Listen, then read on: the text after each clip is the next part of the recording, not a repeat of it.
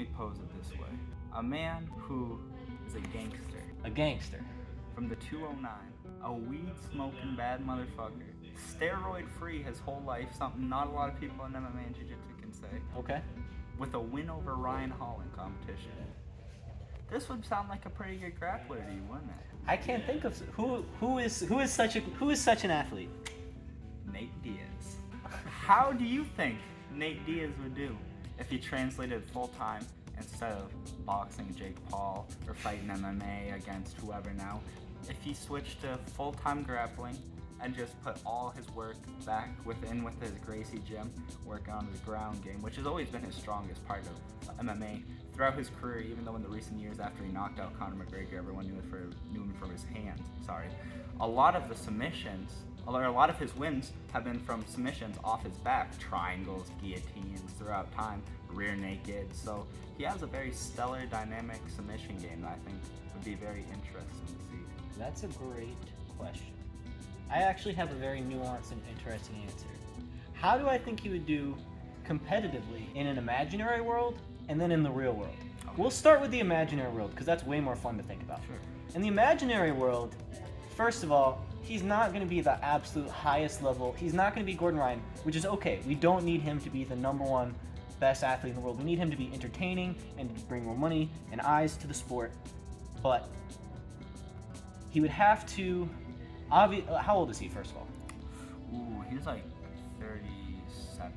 I would love to see him crush the Masters divisions. Can you imagine? Okay, so here's what I think would happen. I would love to see, he would probably compete in adult divisions, as well. But I think he would truly shine in the Masters divisions. I think the Masters divisions don't get enough love. And I think he could go, if Nate Diaz entered the Masters divisions, IBJJF, Worlds. Yeah. You know how many eyeballs would be on that bracket? He would dominate. And he would dominate too. Let me pose you with a counterpoint, however. Right? He is still getting some. His last fight was a submission win in UFC. Okay. Against a man who would be in the adult division. Sure. Who's an Eddie Bravo black belt, Tony Ferguson. Okay. That's legit, right? For real.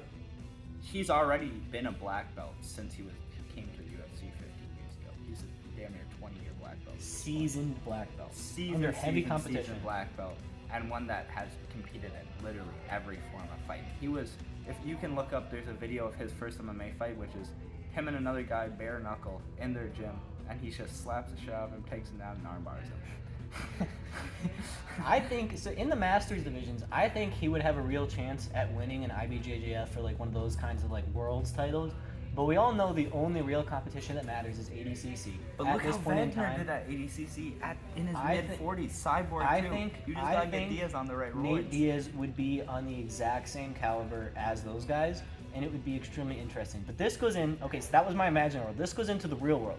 In the real world, he would starve because no one's paying him any money. Because what he gets paid to fight in MMA is, first of all, a fraction of what people get paid to fight in real sports. But that is even still much beyond even what, like, the number one guy in our sport got paid for winning the most prestigious event. I don't think Gordon Ryan got paid more than $50,000 to $100,000. It was over $100,000.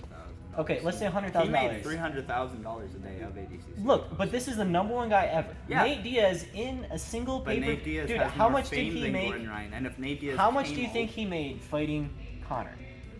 Do you think he made? A lot of fucking money. Did he make more than? Did he make more than Gordon Ryan made in ADCC? Oh, yeah.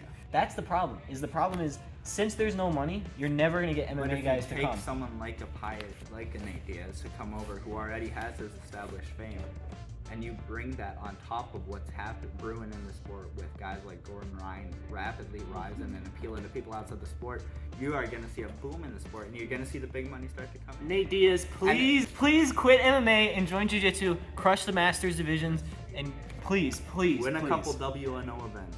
Beat up, like, I don't know. Beat up Mikey Musumeci, alright? Yes, tap out Mikey Musumeci, bitch ass.